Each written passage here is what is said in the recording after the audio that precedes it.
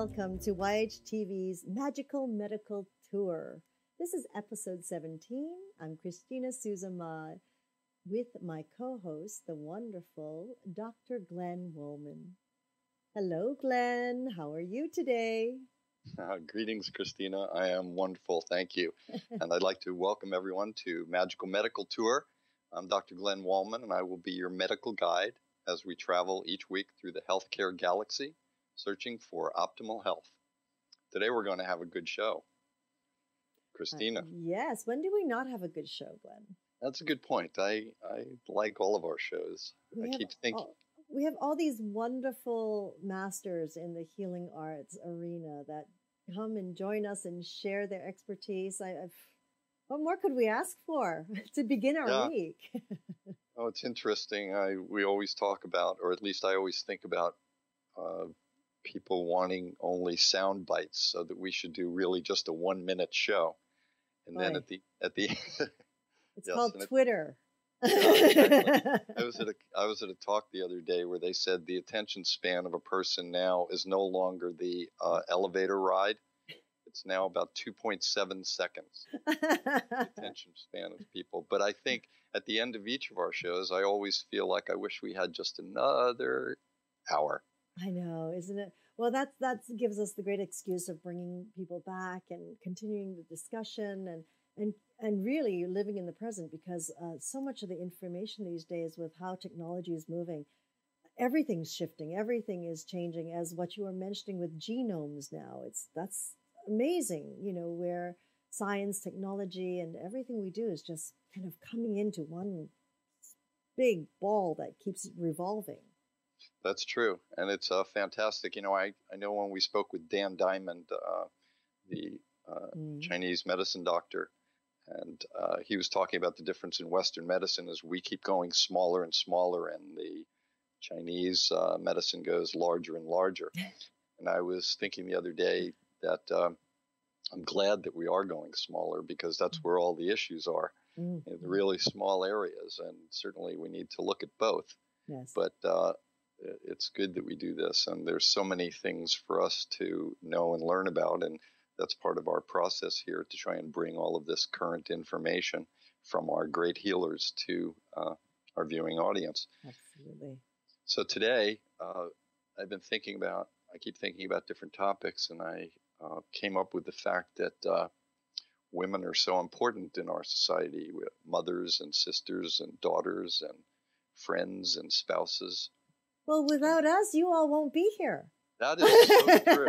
That is so true. So we need to honor that. And in fact, what we need to do is keep you all healthy and happy, so that we can continue to be healthy and happy also. So I would like to introduce to you my very special guest, Dr. Maria DiMaglio, who is an obstetrician and gynecologist and specializes in women's health. Greetings, Maria. Hi, good morning. How are you? Good. I want to introduce you to Christina. Hi, Christina. Hello, Maria. Thank you so much for joining us here today. Yeah, my pleasure. This is very exciting. It is. It's always exciting for us too, Maria. Let me tell you and our audience what we're going to do today. As the medical guide, I want to set the path for us. So first, we want to spend a little time learning about you and why you went into the healing arts and medicine, and then how in your practice you chose to go into obstetrics and gynecology. And then we want to get into some of the important issues of the day, maybe a few controversial, but we want to hear your opinion on lots of different topics today. How's that sound to you? Sounds perfect.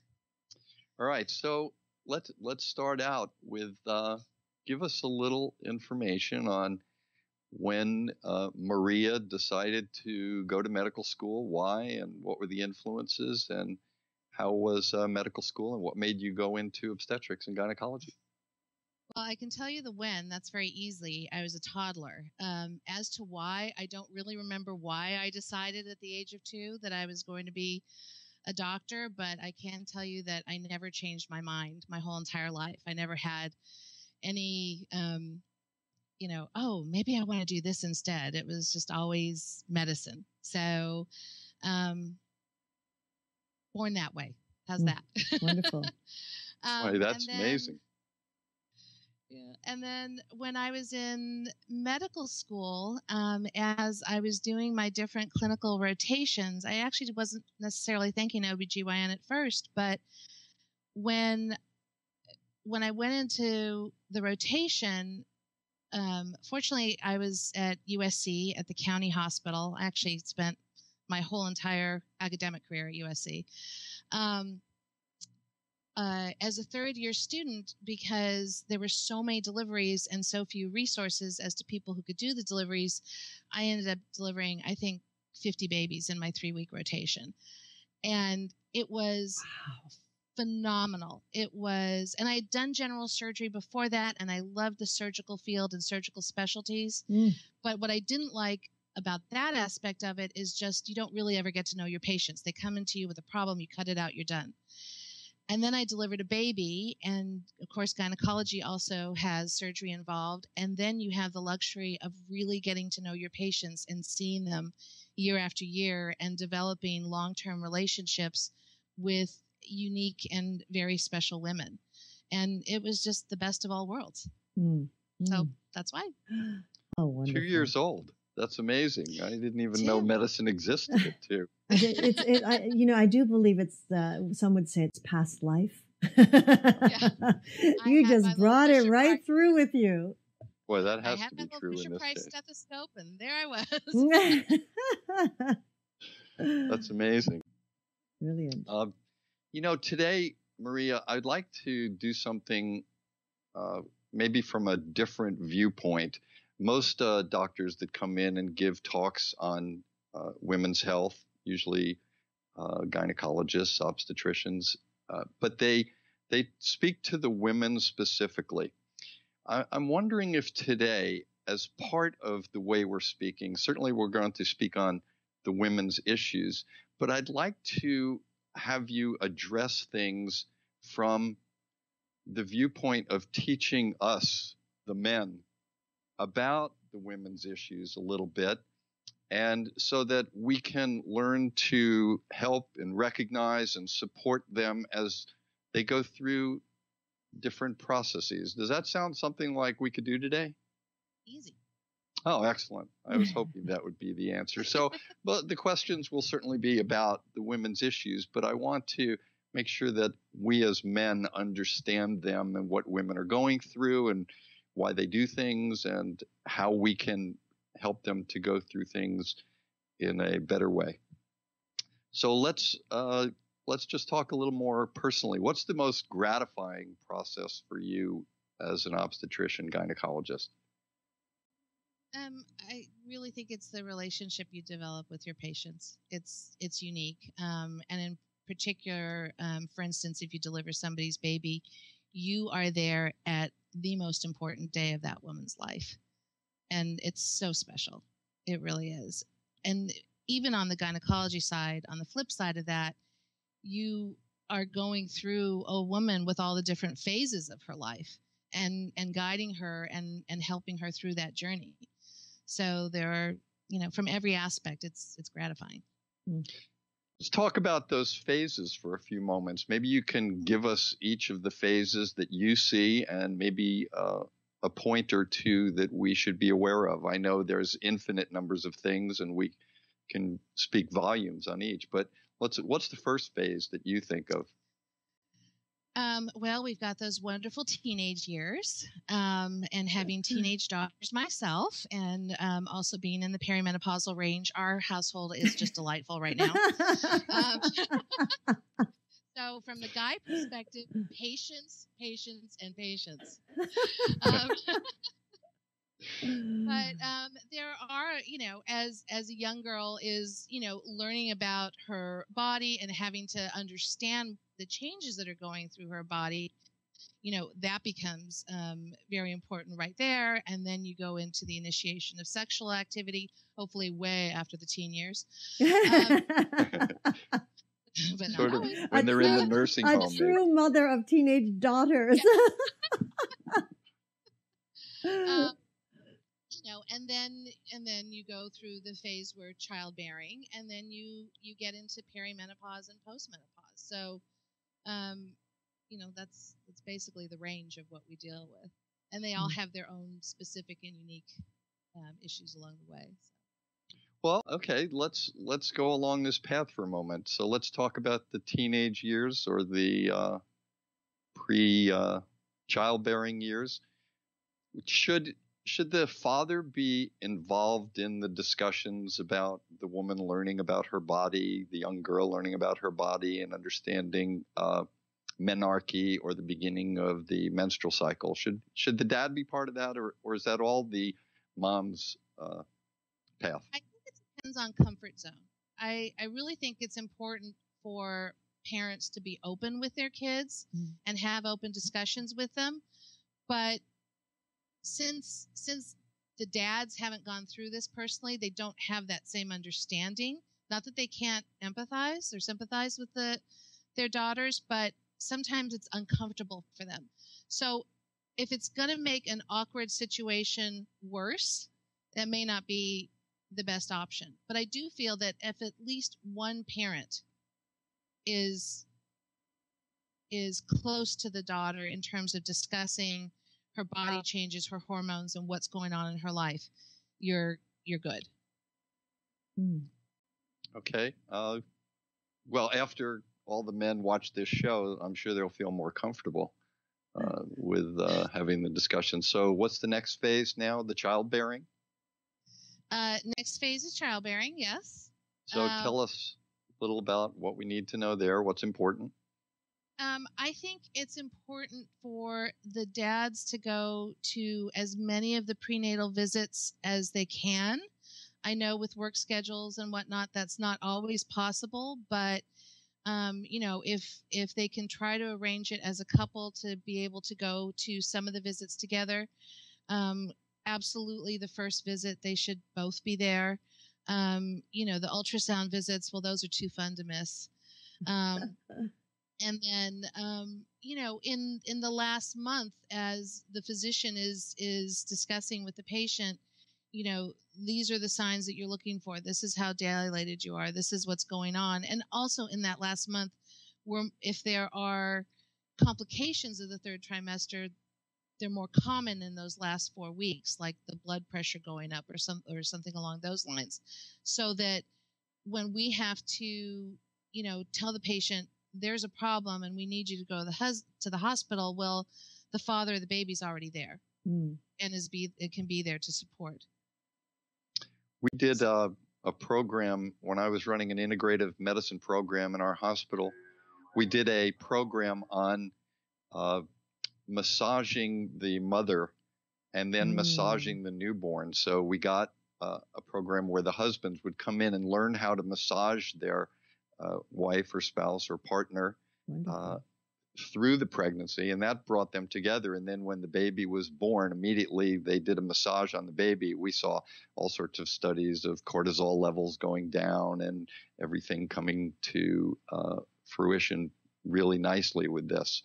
So relaxation in general is key. Key. When you're uptight and you're freaking out and you're worrying about everything, it seems that things tend not to go as well.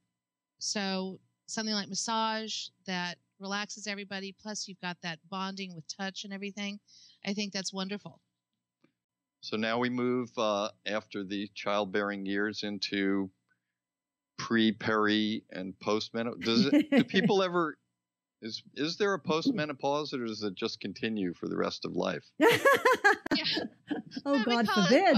We call it post-menopause, but the peri is when a woman who has never had PMS in her entire life suddenly, has raging issues right around her cycle. The cycles start to get worse or irregular. I mean, this isn't absolutely everybody, but it is a majority of women. There's some women who skate through and life is fine, and God bless them. That's wonderful. But for the majority, they do start to have menstrual irregularities and issues that can be quite severe.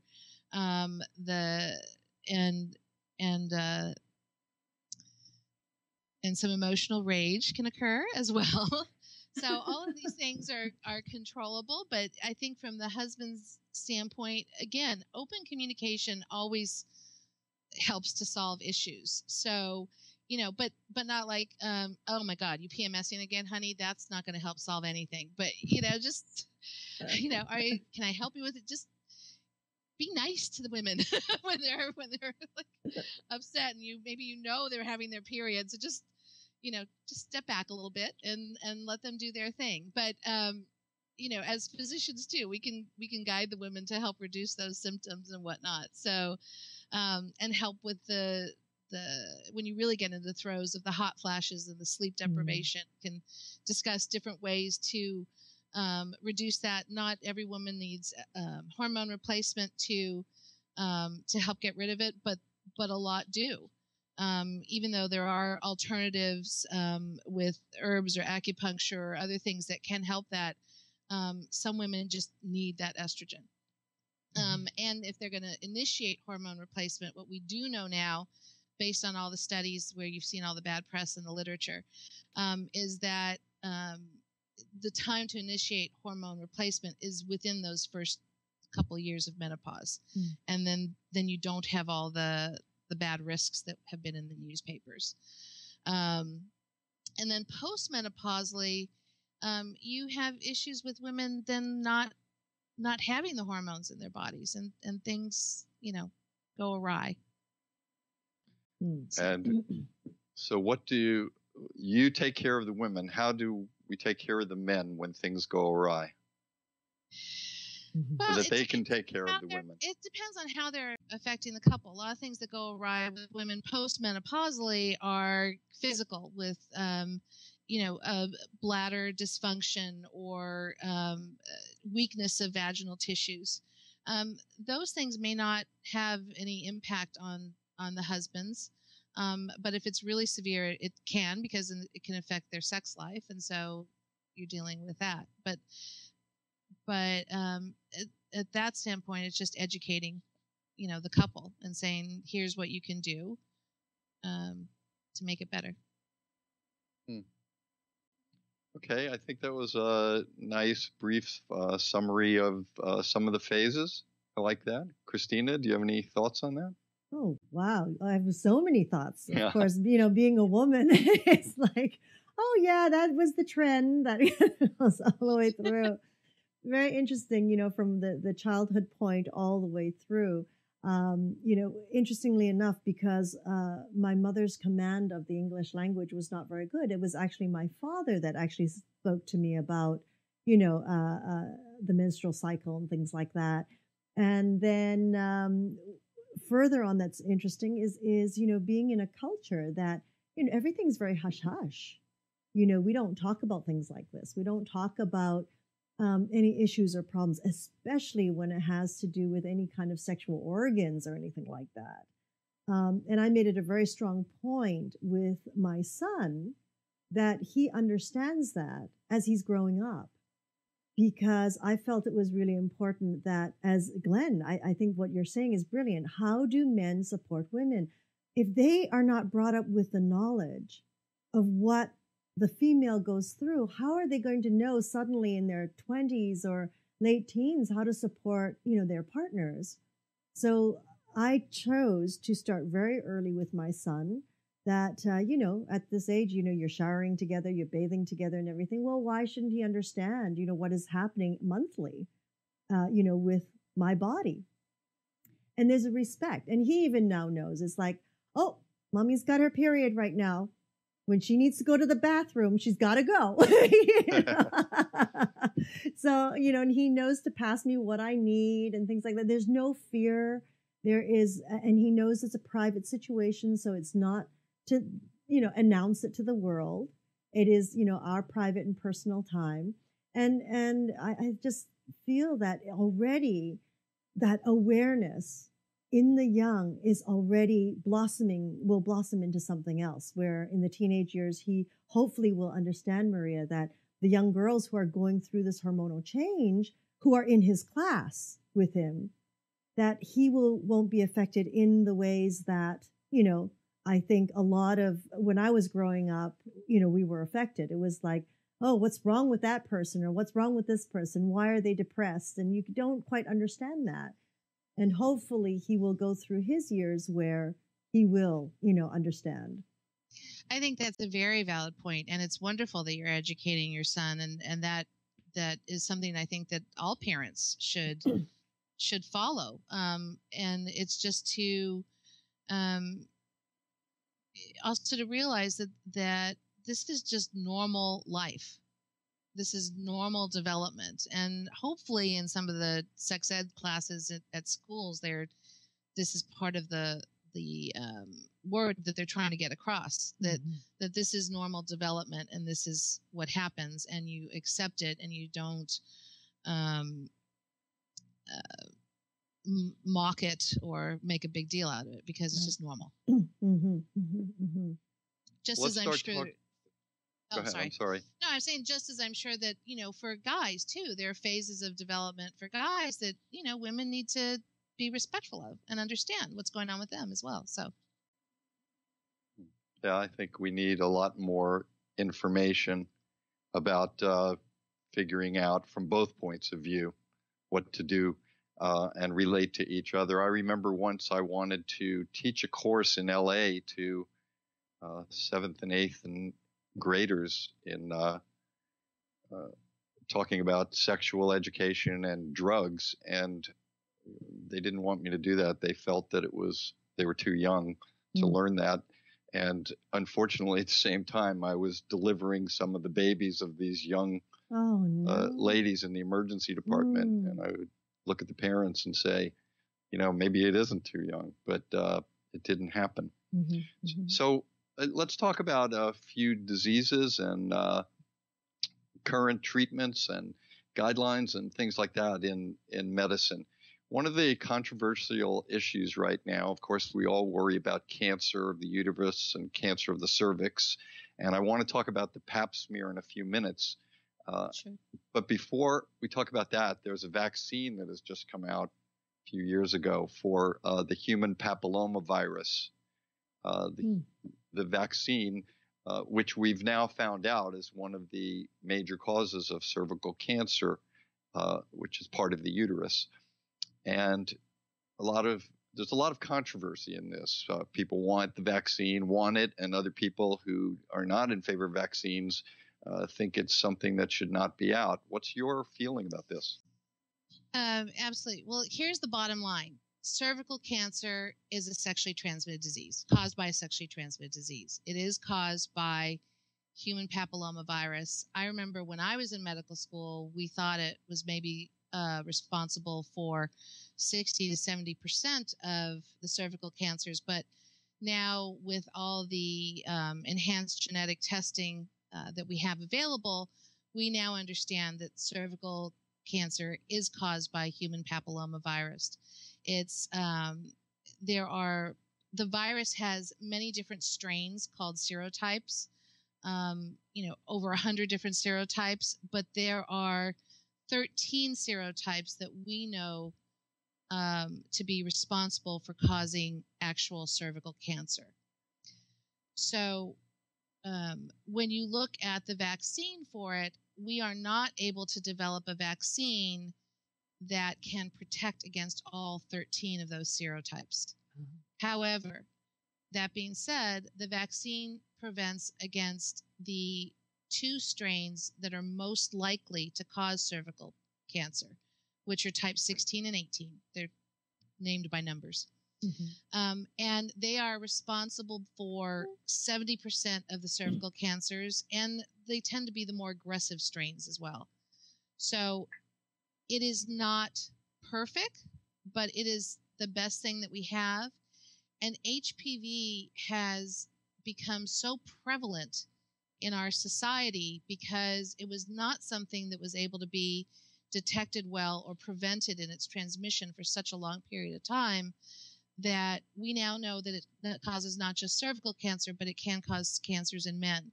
So when giving that vaccine, I think it's important that your sons get the vaccine as well as your daughters, because you will prevent at least 70% of the cancers out there.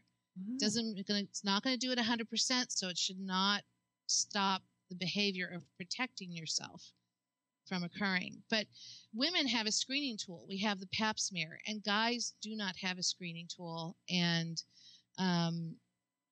which is part of the reason why it's become so prevalent in our society. What when you talk to parents about their daughters or sons getting the vaccine and they have arguments against it, what are the arguments and how do you relate to that? I mean, I think the big argument was, well, if it's not going to prevent it entirely, why do it? You know, that's usually the main thing. You know, the receivers of the vaccine don't like it too much because I'm not going to lie, it hurts. It's one of those vaccines that, you know, you remember that you got a shot for about a week afterwards.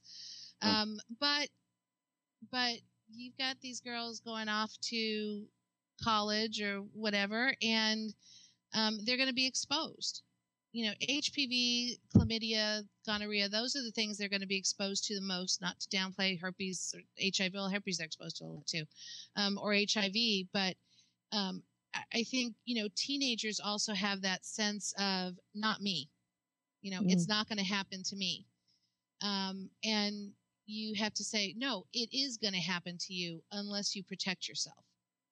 Is there a cutoff age for the vaccine?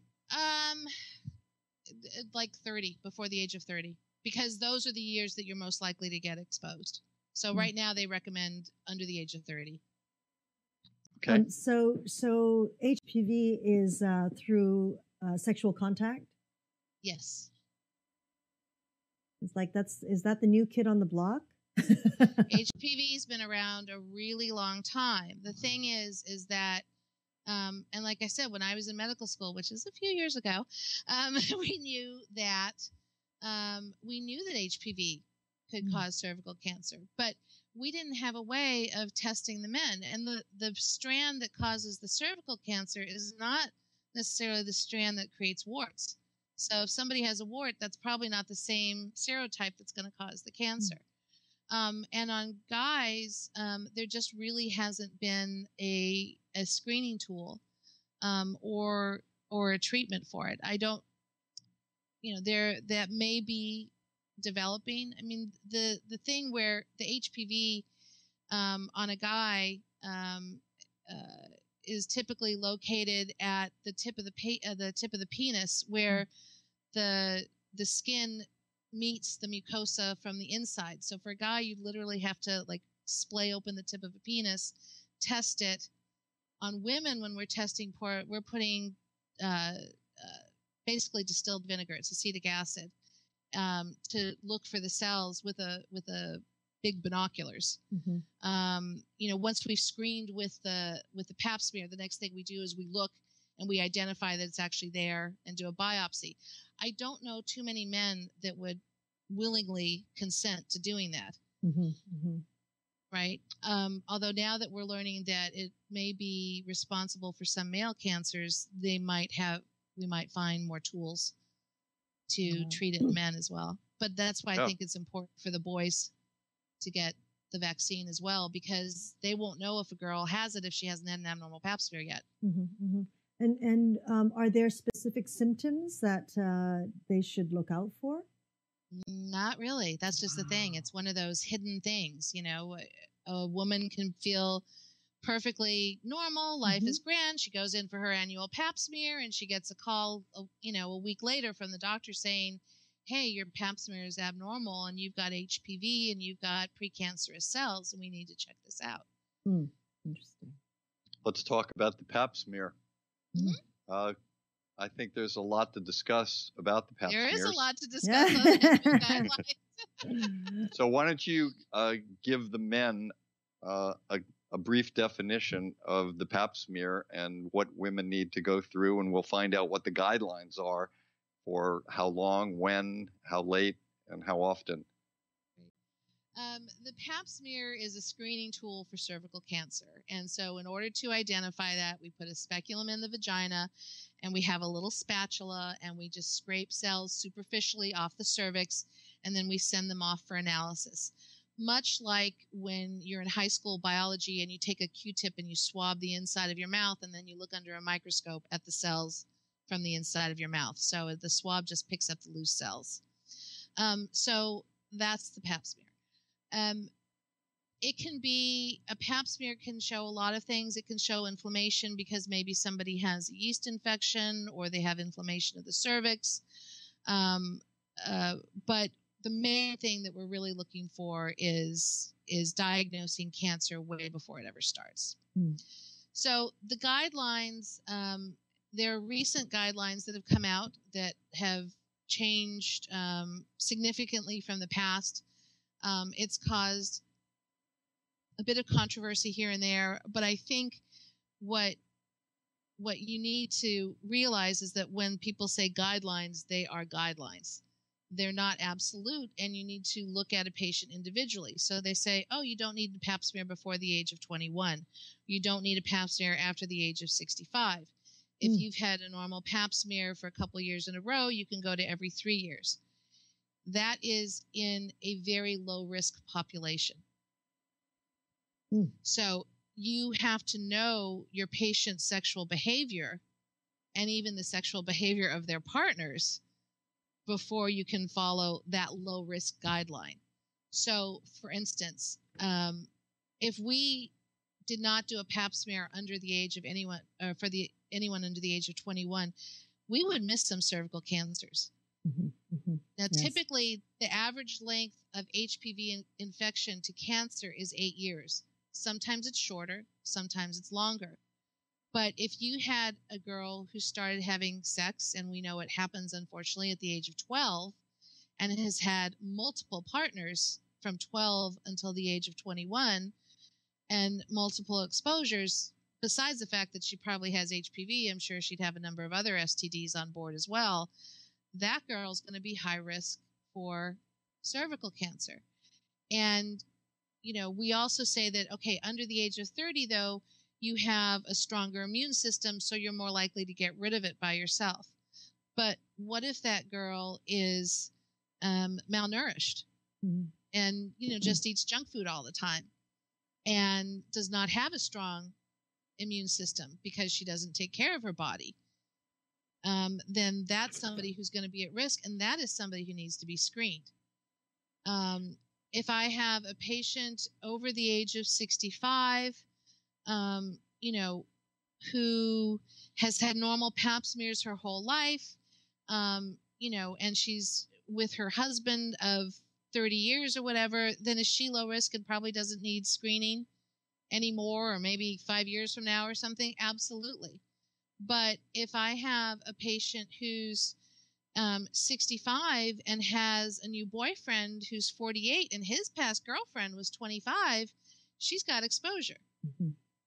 So, or, and you've got also the cases, unfortunately, of infidelity. But if I've got a woman who comes to me and says, oh, I found my husband's, going out with younger women on the side, then they're potentially exposed as well. So it's very important to know your patient's sexual habits and activity and what's going on to determine if they're in that low risk category for the current guidelines.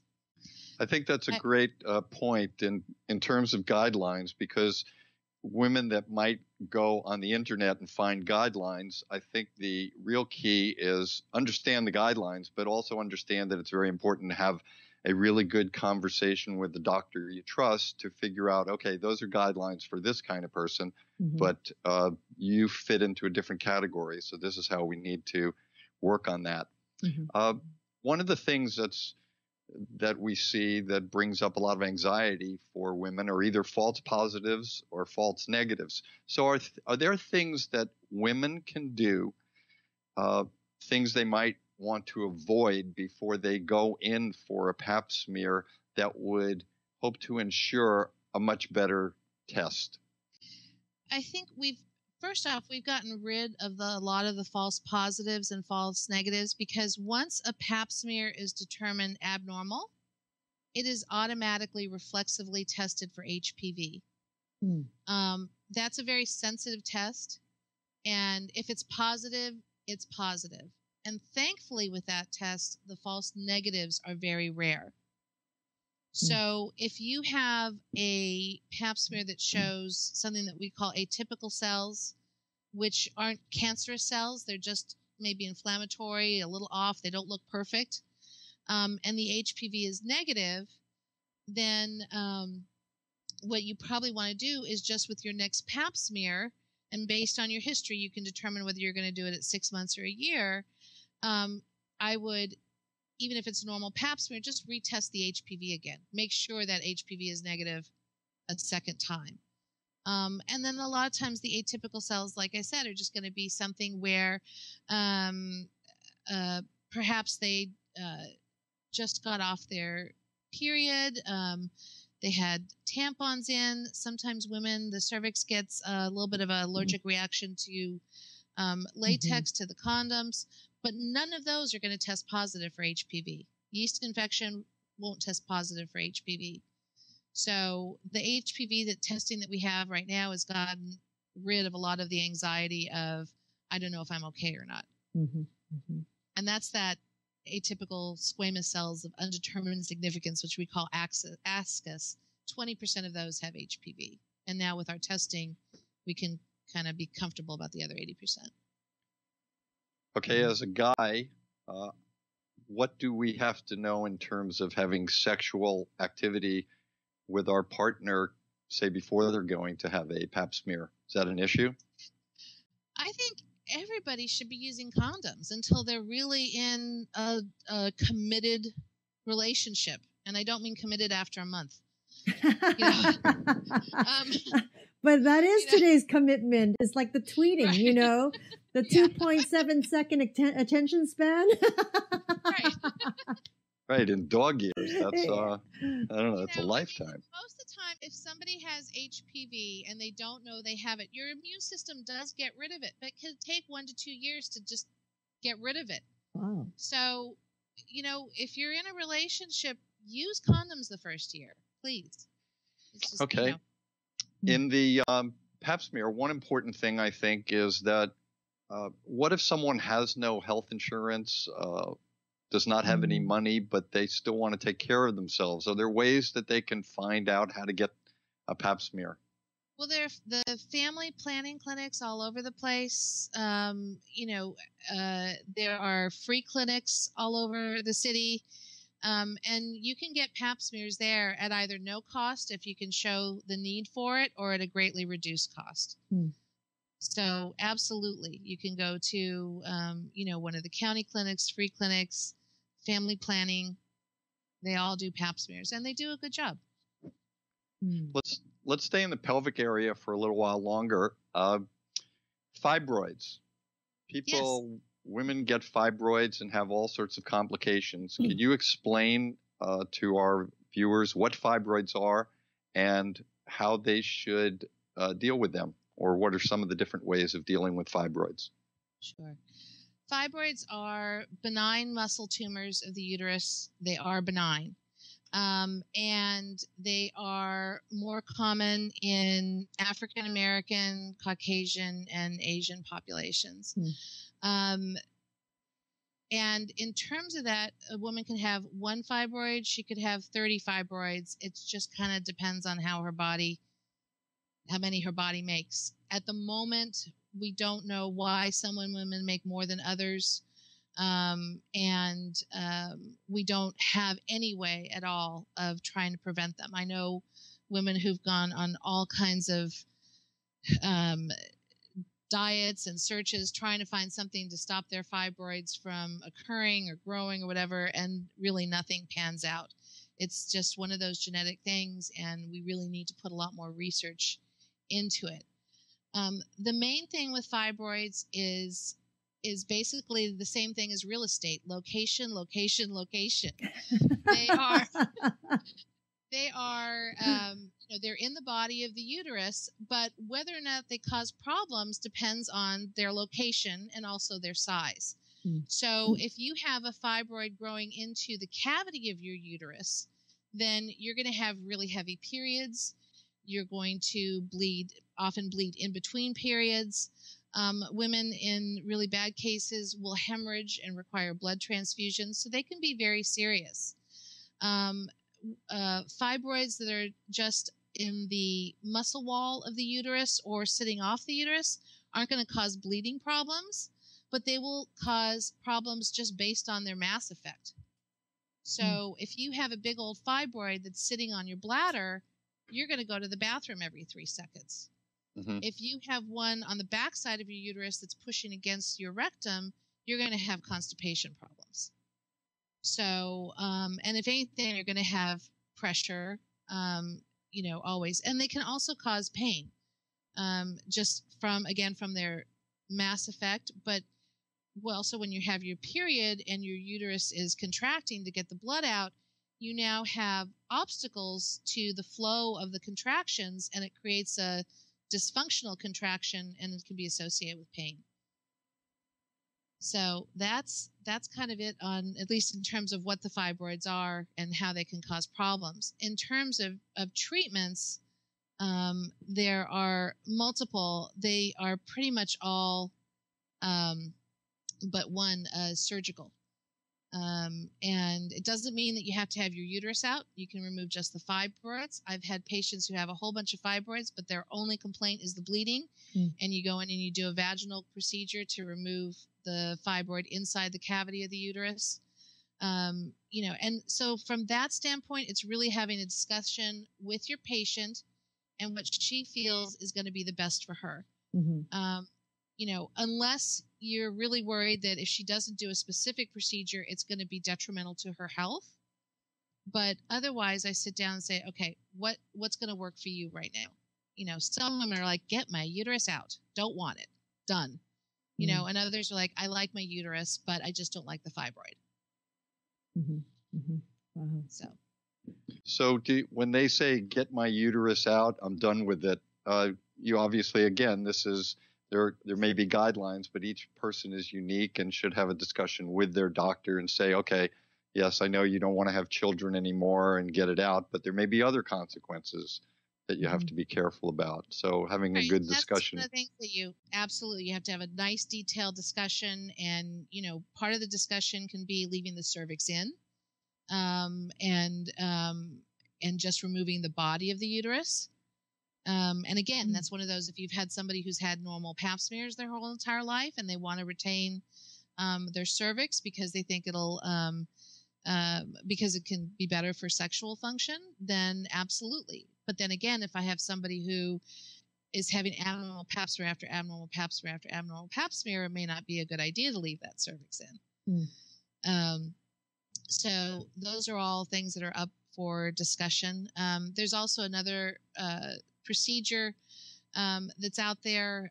It's not something that's done by a gynecologist. It's called uterine artery embolization, where you basically put a little plug in the uterine artery, done by going through the vessels in the leg. It's done through with an interventional radiologist, and the ideal with that is that you reduce significantly the main blood, or you cut off the main blood flow to the uterus, and therefore the fibroids can't thrive and they die. It is, however, that procedure does have a lot of complications afterwards. So you have to let people know that they might still need to have surgery after that. Sometimes they have to be hospitalized for pain. So, again, it's one of those things you got to sit down and have a really good discussion with your physician. What about, let's move from the uterus to the ovaries right now. There's so many things that I want to ask you, but let's talk about ovarian cancer. Yeah.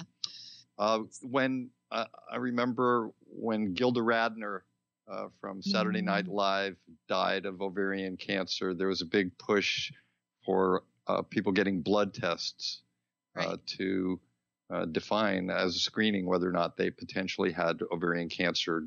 Do you recommend blood tests for women? Frankly, there is no screening test for ovarian cancer. And I think that we need to be very specific on that. And actually, the Gilda Radner Foundation at Cedars-Sinai has proven that. They took large series, thousands of women who were high risk and not high risk for ovarian cancer. Everybody got a pelvic ultrasound every year. Everybody got a blood test, which is the CA-125 every year, and they had no higher detection rate for ovarian cancer than if you did nothing alone. What they did have, which was a much higher rate of procedures and surgery for benign disease that caused complications for the women from that. Whereas, if they had not been screened, maybe nobody would have known, and it was just a benign little tiny cyst that you could live with for the rest of your life. And they ended up having surgery, and then they would have complications from the surgery. So, and that was really significant numbers of women were studied over like 10, 15 years. It was so unfortunately, there is really not a good screening tool. What there are good tools for is that if a woman has a known pelvic mass, then we have good tests to help determine whether or not it's cancer. And then if it's cancer, those tests can help follow afterwards. So, in addition to the CA-125, there's another tumor marker called HE4 that's part of a test now that we call a ROMA test. We use that ROMA test when we have a woman with a pelvic mass to say, hey, is this potentially cancer or not? But as a screening tool, unfortunately, there's really nothing good. But that also brings me to the point of, if you tell a woman over the age of 65 she doesn't need pap smears anymore, what will happen is most likely she will not get pelvic exams anymore. Because they stop going to a gynecologist, they go just to the internist, they're not getting pelvic exams, and when she's got bloating in her stomach, they're going to test GI stuff like there's no tomorrow, and she's not going to have had a pelvic exam, and they're not going to feel that there's a mass.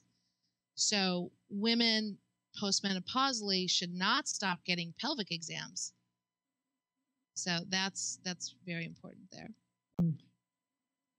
There's so many questions I have. I want to ask you quickly about breast exam, breast cancer, some of the studies, the pre-screenings. We talk about the controversy of, you're exposing someone to X-rays? Are there genetic testing? Give us a few moments on breast cancer, please. Mammogram is still the gold standard. It has not yet been replaced. There are many things that are looking, and I think, again, you can look at a person's risk factors. Although, unfortunately, even if a woman has no known history of breast cancer in the family, of other cancers that could be associated with breast cancer, like ovarian, prostate in men, colon cancers, they still have a chance of getting breast cancer.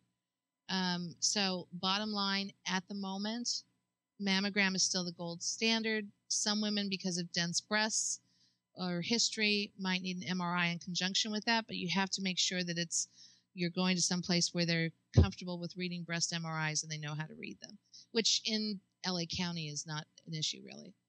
Right. Also ultrasound, thermography, digital mammograms. A lot of new things are coming out to help in the screening and treatments.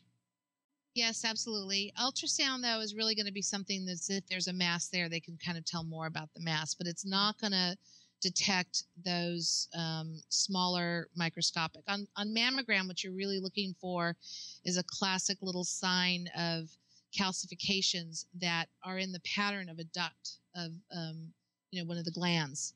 So what you're going to look for is a little line of calcifications, because cancer tends to have more calcium deposits in it than normal breast tissue. So they're called microcalcifications.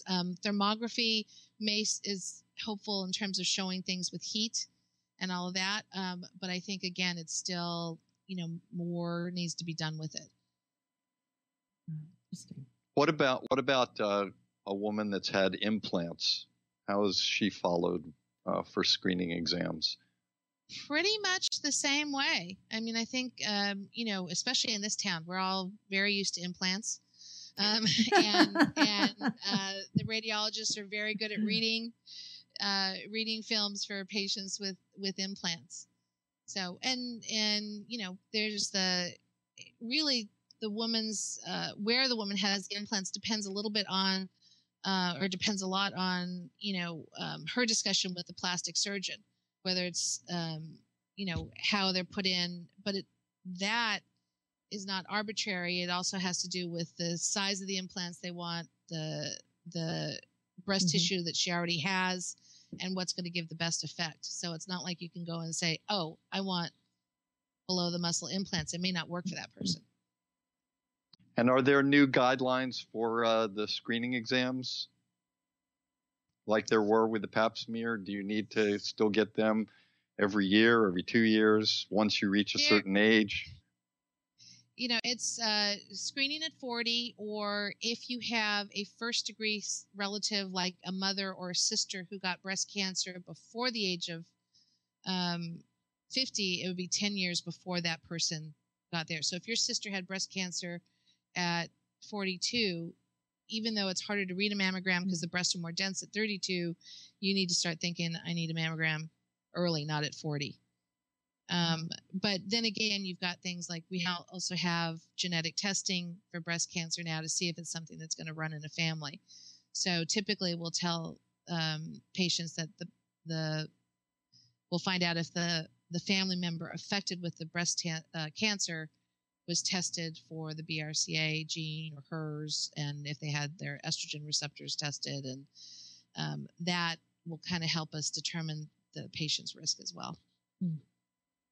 I assume also the same as we talked about the pap smear, people that don't have insurance can go to some of these same places for the screening exams. Is that true? Yes, and especially October. October's National Breast Cancer Awareness Month, and that's the best time to get free mammograms because there are a lot available or reduced cost. So you can get breast exams and mammograms for much cheaper in October. Wow. That was a great tip. I always ask our guests if they have a health tip based on their own experience and wisdom, and that seemed like a great tip. But I wonder if you have another tip for us, for either the men or the women in this case. In terms of? Anything you think of, from your point of view in your practice that you would suggest for people. And if not, I think the October screening exam is really perfect. I think the most important thing for people is to go to a doctor that they feel comfortable speaking with. And I know a lot of times people say, oh, but I'm limited by my insurance. And the fact of the matter is, okay, so you have to go somebody on your plan, but that doesn't mean there's only one doctor on your plan, right? And so if you go to somebody and you just cannot develop a rapport with that person, find somebody else on the plan, because it's your health and these things are going to be important to you later on down the road. So you need to have somebody that you can talk to, or in particular for the elderly, you need to have an advocate who can help that older person as well.